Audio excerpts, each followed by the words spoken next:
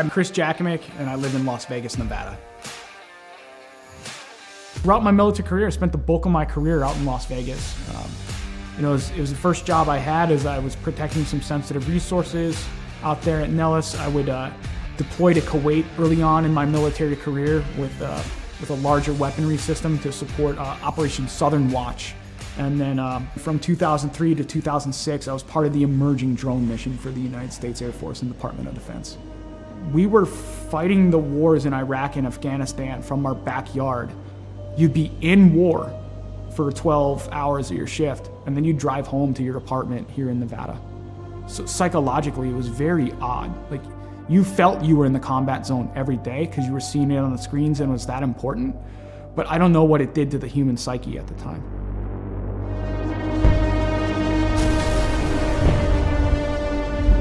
Some things would kind of happen in my personal life after that would change a lot. When Adam joined the Marine Corps, it was a natural fit. Anybody who joins the military, especially after 9/11 happened, you're looking for that purpose. I think that's why he made the choice. It's like, let me go be a Marine. He was in between Fallujah and Ramadi during the heaviest parts of the fighting of the Iraq conflict. I mean, you hear guys like Jocko and everything talk about like the triangle of death. My brother was dead set in the middle of the triangle of death with a Marine unit. I think it changed him. Like, when you look at everything across history, you read any of the books out there, war changes anybody that's been involved with it. Trauma or mass events like that changes anybody, and it really changed my brother. And I get that call. I get the text, actually, from my stepmom. It's like, I need you to call me as soon as possible. Something's wrong with Adam. All right. Didn't think anything of it. And I'm about to pull off the highway to go celebrate and have some pizza with my classmates, and she's like, Adam's dead. Adam's dead. He had died by suicide that day, 25th of July, 2017. And it changed my world forever. I think that was the first time I saw or heard someone broken through the phone. There was a time where I was concerned that he wasn't going to make it. There were times I thought, we're going to have to camp out outside of his house, or we might get that phone call. Are we ready for that phone call? I couldn't catch a break. A fellow first sergeant I served with, he had died by suicide. On the day of my buddy's funeral, I'm going through social media, and I see this, what appears to be a manifesto from one of my old airmen. My first thought was like, today's not going to be a good day. And sadly, my hunch was right. He had killed his own family and taken his own life on the day of my buddy's funeral. It was just compounding trauma after trauma after trauma. I cracked. I fell hard with alcohol. That was rock bottom.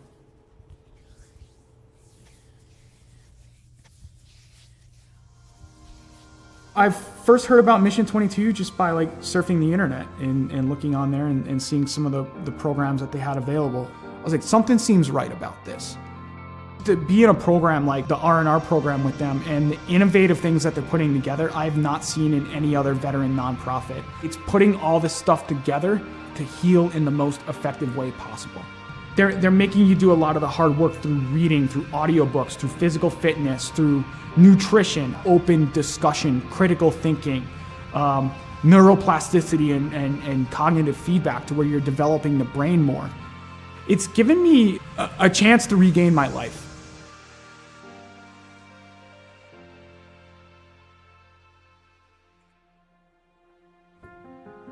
Cycling's been a big part of my recovery. Is around the time I retired, a little over a year ago, I set forth, was like, let me set this goal to ride 2,020 miles in 2020 for another veteran nonprofit that supports Gold Star families and those lost either to accident or to suicide. Every time I got on that bike, I was like, you know what? There's a name, there's a dash that I'm gonna honor today. Not the dates on the gravestone. It's like, I'm gonna honor that life. So it gave me purpose. And it just became like a release for me to where the pedals would spin and I would get out of my head for a little bit, physically I was starting to feel better. I could see the improvements, and I've tracked my data over the past year, and it's phenomenal on the growth that I've had on a bike. He's just on a mission and is relentless about it. Every day he pushes it. From the loss of his brother and a number of different trauma that he had gone through in his life, it was absolutely critical for him to find something that he could sink his teeth into. I think he's taken the ball and run with it with Mission 22, especially the R&R, the recovery and resilience part. I think it makes him stronger in the person that he is today. I don't know why I fell on the bike. It was just like, okay, it called to me, and then I kept going. So that scene from Forrest Gump where he just starts running one day and it ends up in Monument Valley in Utah? He's like, I'm tired, I think I'll go home now. I'm not tired yet. I'm not ready to throw the towel in like Forrest Gump did. I'm getting on that bike and I'm keeping on going, because there's something about it. There's something about just getting out in nature, having that breeze in your face and seeing some of the beautiful landscape here in Las Vegas, where it takes you away from the stressors and the challenges of the world for a little bit. And you can just appreciate the beauty that is out there and be in the moment. And then it got serious, because the Air Force enrolled me in the Air Force Wounded Warrior program, and it got transformed into lo and behold training. If I do this well, maybe I can go represent the Air Force. Maybe my grief and everything in my entire story can come to fruition because I can put the energy into something positive.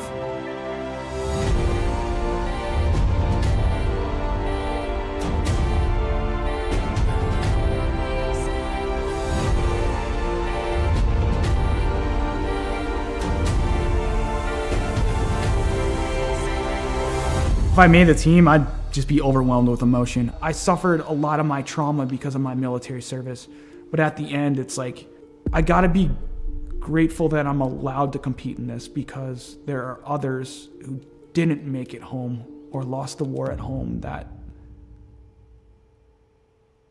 That's what it's about.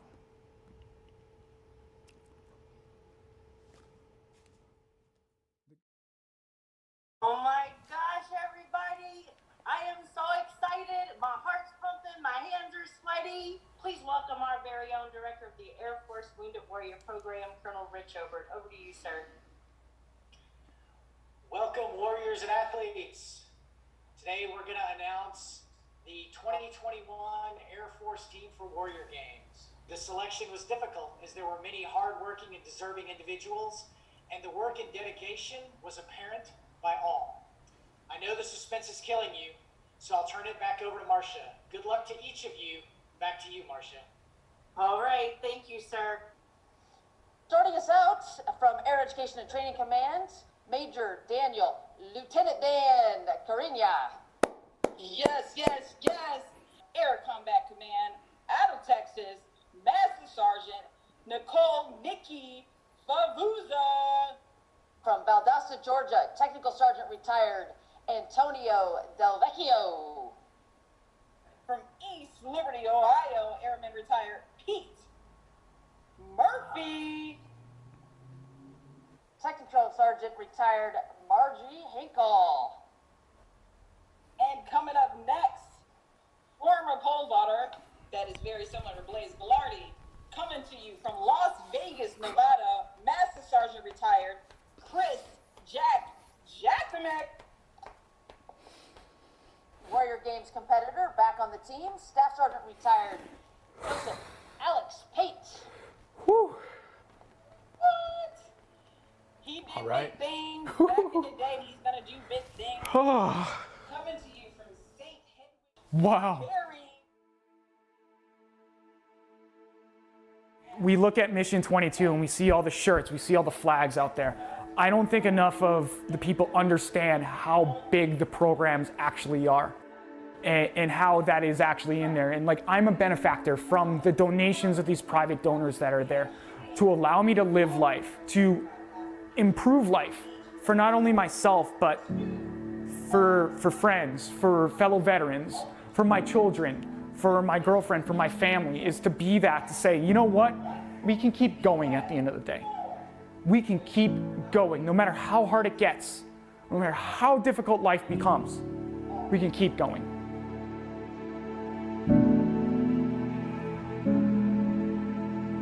We have this value in the Air Force, this belief, a wingman concept. We're going to take care of each other. We've got each other. And it gives us hope, right? And so if you have been knocked down, I say this a lot, by the baseball bat of life, right? You're on the ground. If you know that someone's got you, it's got your six, no matter what, that's going to help you get back up again. And that's part of Mission 22, I think, for him. That connection, that human connection, that's what's going to save us. Yeah, that's what saved him. He can be a light in darkness. No matter how dark that spiral is, to know that someone got back up again and navigated their way out, that they can get through it too, that they are not alone. Not for one moment of one day. That's what he could be. He could be a beacon of light.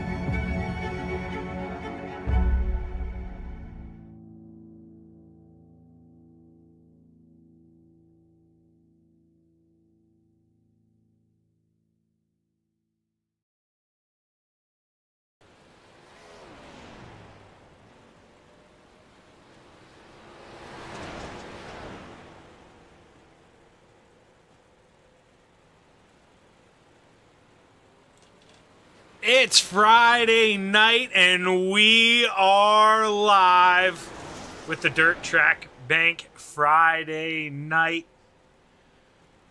Oh my gosh, Friday Night Lights, man. I'm just gonna be honest with you, and I told Joe I watched that video 4 times. I kid you not, since 6 o'clock. I'm on the East Coast, and man, every single time that video. Boy, it absolutely tugs at me, and everybody knows somebody, who could use a little help.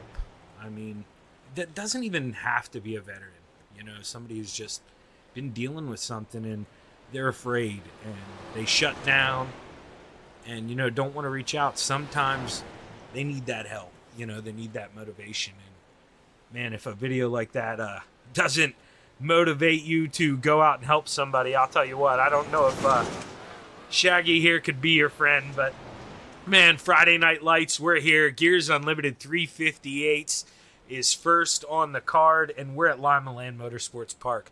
Boy, it's going to be a good one. I mean, you see the boys there, 2 wide, almost 3 wide. I mean, it's a small track, but these guys, I mean, they're the best of the best. Going to make it work any way they have to, and not always easy, to make a pass, get somebody. But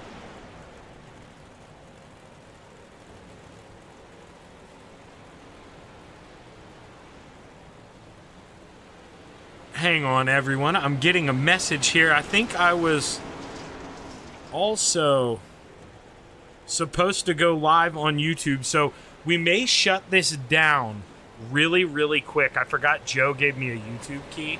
We're going to throw that up, and we'll come right back here at the action. So this video will end. Bear with me here. That's my fault. I forgot that we do this on the YouTube end too. So like I say, literally a minute shutdown, and we're going to be right back. No videos. We'll come back. I'll talk for a minute, and we'll play the national.